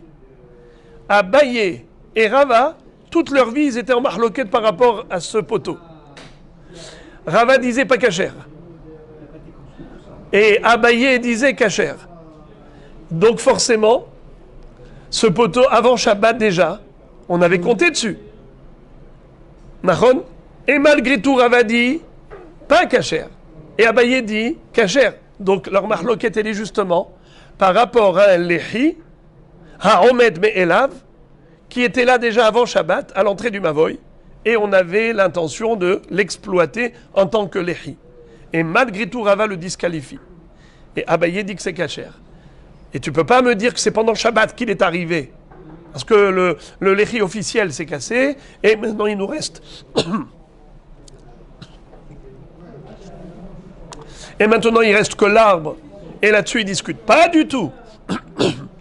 Leur discussion, elle est par rapport à un lehi qui, avant Shabbat, était là. On avait compté dessus. Et Rava le disqualifie parce qu'il est omed mais elav. Il n'avait pas été construit en tant que lehi. C'était juste en tant que support de la mirpeset, du balcon. C'est pour ça qu'il a disqualifié. Et Abaye dit que c'est kasher. Alors maintenant, je vous pose la question. Interrogation orale. Pour quelle raison Abaye dit que c'est kasher? Pour quelle raison Rava dit que c'est pas kasher?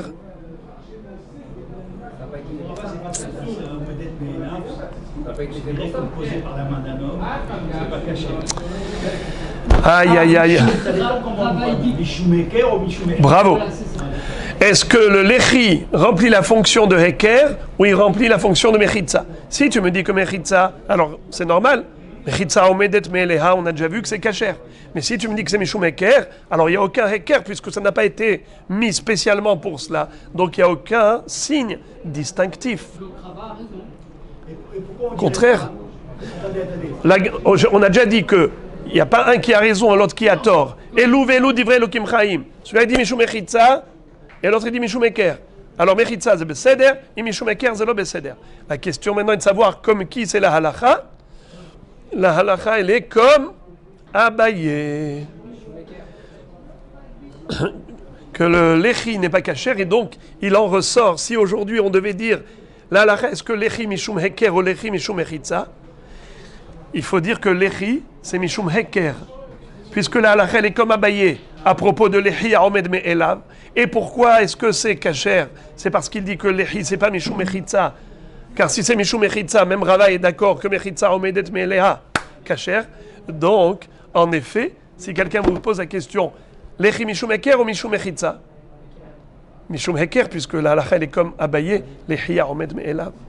Bruchim tiyu.